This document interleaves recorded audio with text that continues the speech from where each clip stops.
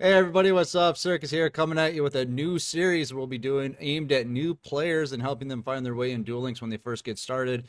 If you always hear me say at the end of our videos, and maybe you haven't because you're a new player and you haven't seen a lot of our videos, but I always say get in our Discord because we have a great new player help channel. And I have one of our new player helpers here with me, Jason. He's gonna sit and talk with us about things that new players might get confused with when they're first starting Duel Links, maybe some pitfalls they might run into. And tonight we're going to cover your anime bias, what you might think after watching the show and then starting to play Duel Links, and the things that a lot of people might have a misconception about. So, how are you doing, Jason? Hey Circus, glad to be here. Hello YouTube. Now, you guys, I kind of threw this at you in the Discord to the new player helpers, and I said, what would be a good video to make? And this is what you guys came up with to be the first topic that we should talk about. And why is that? We've seen many players in the new player help channel. They come in like with a very heavy anime bias, and they're unable to separate that between the anime bias and getting good in Duel Links. It usually conflicts. Okay, so what is the anime bias? So you have certain decks like Dark Magician, Blue Hmm. Eyes, Black Wings, Heroes, for example. Those were decks that were beloved in the anime series, Okay. and they want to bring and they want to play that in Duel Links. It's so much so they have tunnel vision to that. They want to play it no Hmm. matter what. Because they see it on the show and they're like, I bet that's really good in Duel Links, right? Exactly. Yes. All right, so they come into the game and they're like, I want to play Dark Magician because it's Yugi's signature deck. And what's the first problem with that? The first problem with that is that very few of them are good in Duel Links. So some of the examples I've just mentioned: Dark Magician, Blue Eyes, Black Wings, Heroes, a few more, Cyber Dragons, Ancient Gears. Those are only some of the very good decks that Hmm. have been in Duel Links, but unfortunately, not many of them are good. Only the ones that I've listed are have been really good in Duel Links history. And why is that? Why aren't we seeing a lot of the anime decks being good versus other decks? The difference in power is Hmm. just a bit too much. A more recent example of a very powerful deck, Invoked, that just has much more power compared to Dark Magician overall as a whole. Well, a lot of these cards, I believe, are from early in the game, right? So you got Dark Magician, you got Blue Eyes. They're both normal monsters, and normal monsters in today's meta really don't do a whole lot. You're correct, Circus. No, they normally don't do a whole lot. In the case of Blue Eyes, for example, you don't want to brick with Blue Eyes White Dragon in your hand, so you play cards to get it out of your hand or make use of it, And like by the brick, Karma. you mean like you have a starting hand that just doesn't, you can't do anything with it. It's like holding a brick in Ex- your hand. exactly, Okay. exactly. So a lot of these cards, they need a lot of other support cards, and that's where it gets a little expensive, right? Yes, one of the main things that stick out to us as the new player helpers, because a lot of these anime fan favorite archetypes are so beloved, Konami is going to do whatever they can to get as much money out of you as possible. Hmm. So therefore, a lot of these decks will get much more expensive over time. In the case of Heroes and Blue Eyes, a lot of their support has been so spread out over multiple sets, main boxes, mini boxes, and that means you have to spend gems and or money to build them. Because some of them are in, they used to be, some of them were in structure decks, right? And you could only buy one structure deck with gems, and then the rest you'd have to buy with money. Yes, so another thing as well is that if you're a free to play player or you're really not wanting to spend money in the game, you're going to have a much more difficult time playing the most optimal list of some of these decks. Hmm. Blue Eyes and Heroes come into mind. Heroes, the Destiny Hero Structure deck has Vision Hero Vion. Blue Eyes has Dragon Spirit of White, for example. Now, like some of these decks, they get more expensive over time because, like a typical deck will come out. Let's say like a hot deck for the past year was Shiranui. It comes out. It's pretty much all in one box. Maybe there's a few other cards later down the road in a single box, and that's it. And then the deck gets nerfed or power crept, and then that deck goes away forever, and you never play it again for the most part. Now these anime decks like Dark Magician and Blue Eyes, they just keep releasing support with them just enough to keep them in the game, right? Exactly. So back to the point of where of Konami is trying to extract as much money from you as possible. So therefore, they're trying to entice you to get back into the game. So this is where us as new player helpers are trying to say exercise caution Mm. before you go into uh, building such decks as like this. Now, what I've noticed, like a lot of times, the stuff in the anime is woefully underpowered when compared to stuff that we see in the game, the actual game, right? Yes, yes, yes. So again, another thing that us new player helpers see is that whatever someone feels that worked well in the anime doesn't always really work well in Duel Links. Right. Some of you may know from the Yu-Gi-Oh! GX anime, Elemental Hero Flame Wingman. You know, he's done so many iconic moves and all that sort of thing. It's fancy for the anime, but unfortunately in Duel Links, Flame Wingman is not a very good card. Right. A a a comparison to Flame Wingman that's really powerful in Duel Links still, in my opinion, is Invoked Purgatrio. Similar sort of effect. Um, it does piercing damage. It gains attack for more monsters, and it just beats down on your opponent. It just wears them down. It's like similar to how Flame Wingman would have done it. Right. And just thinking of all the stuff that's in the anime, I don't know if I'd want half those cards. Like, was it Tricks or something like that? I watched the anime. I'm like, oh my god. You see all these cards that Jaden plays. It's like I don't want any of these. Again, unfortunately, in the full version of the hero deck, a lot of the anime support cards unfortunately are not very good. Most of the good cards are manga related cards or later TCG release support cards for the hero deck. A lot of those cards have much more power, such as Vision Hero Ferris, Vion, the list goes on. There's more hero support waiting to be released, and a lot of those cards are powerful. But then the problem is Konami willing to release them? We don't know. Well, I think the other problem we have in Duel Links is, with the TCG, it had a beginning. It was the original thing, and they started releasing cards, and slowly over time, it grew in power, and it's the game that it is today. Whereas Duel Links, it started doing that, but then they kind of jump all over the TCG, don't they? And they bring in cards from this era and then this era. So sometimes, like, we have cards, like, I didn't realize Spheric Freebo is only like 5 years old or something like that. It's Yes, not that old of a card. Whereas some of the stuff that was being released alongside of it in that first box is like 20 years old. You know what I mean? yes, yes, So yes. they mix the stuff. So you have stuff that's really powerful being mixed in with stuff that's not at all. Like you're talking about the elemental heroes and then Purgatrio. You know? Yes, yes, the difference is huge. I will note something. So when they released Dark Side of the Dimensions last year, a lot of the decks they released during that era are really powerful.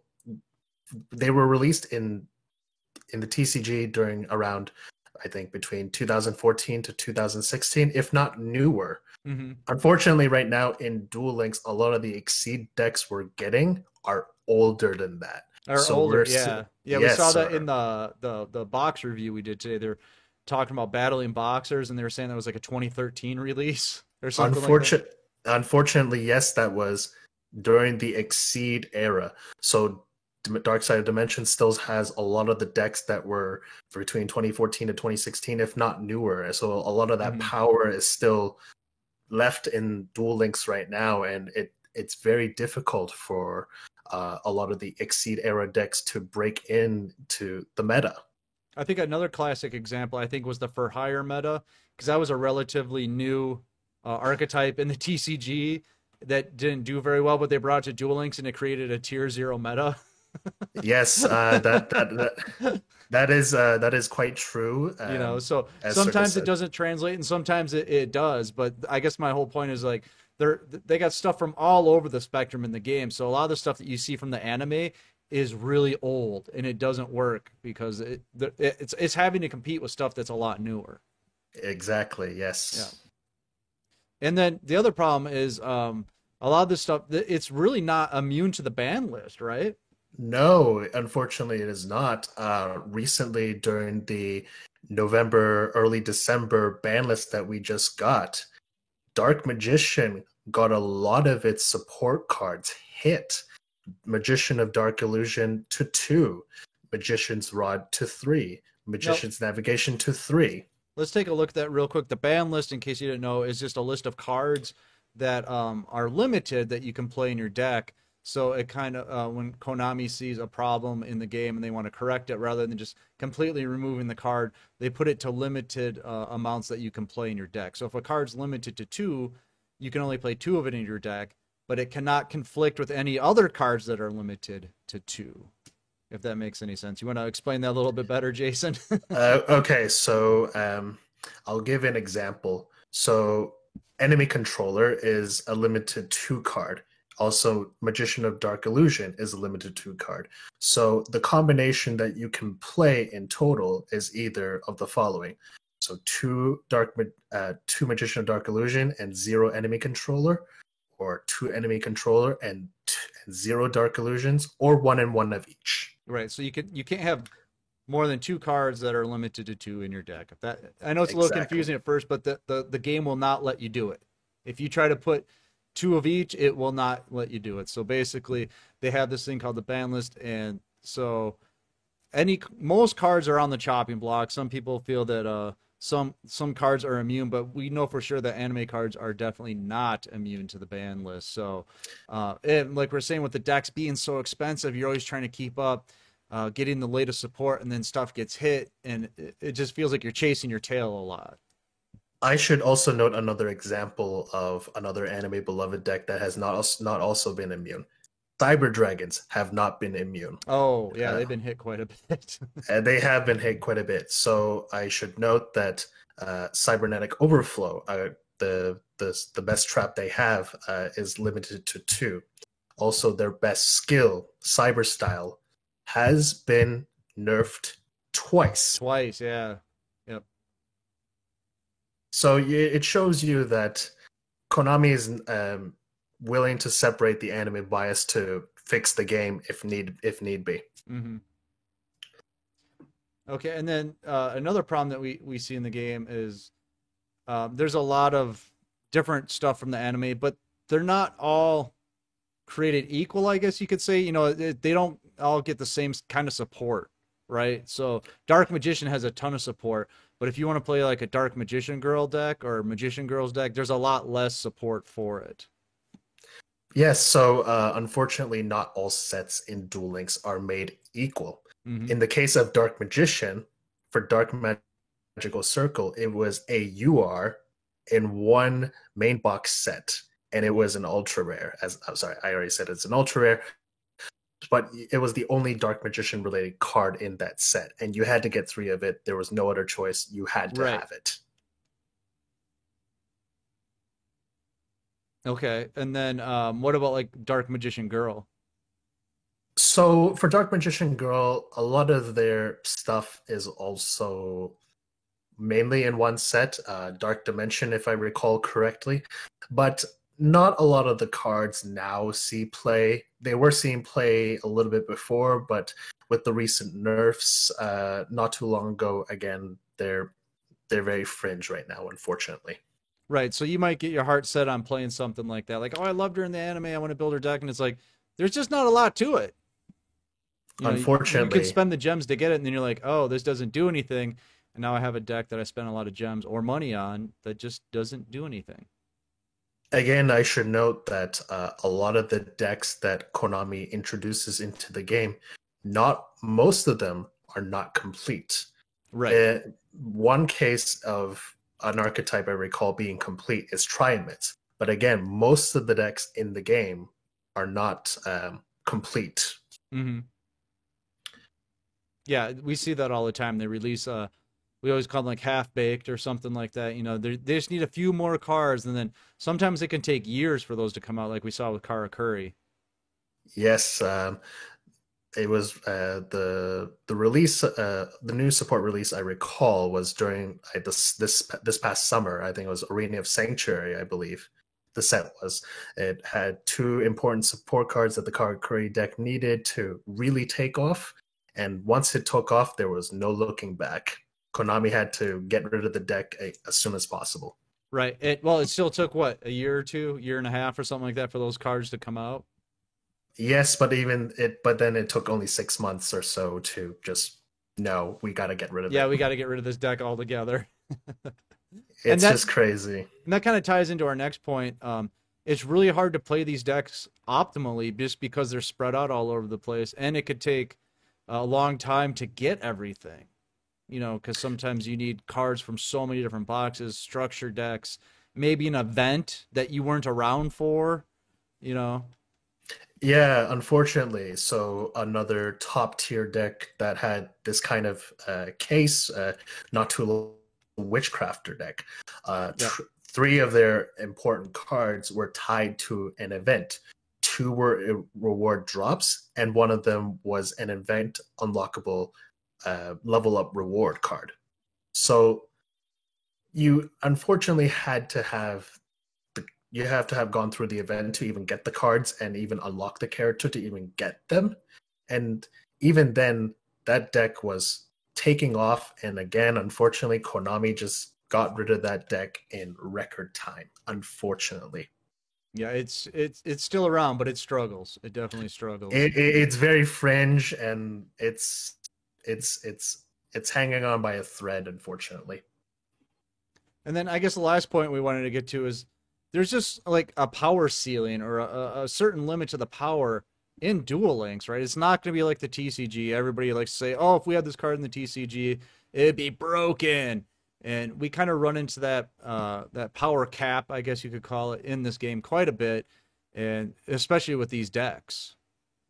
Yes, unfortunately. So as I was mentioning earlier, a lot of the Exceed era decks they're releasing now, unfortunately, they're quite old and the power cap is not high enough. Mm-hmm. And a lot of the meta decks still currently are much more powerful than a lot of whatever these current Exceed era decks are being released have. That being said, there are TCG cards that are way too powerful for Duel Links to even remotely have. Circus, if you could Google Red Eyes Dark Dragoon, that card is ridiculous. Okay. That card is ridiculously powerful. We'll have a live reaction right now. Red Eyes. Was it Dark Dragoon?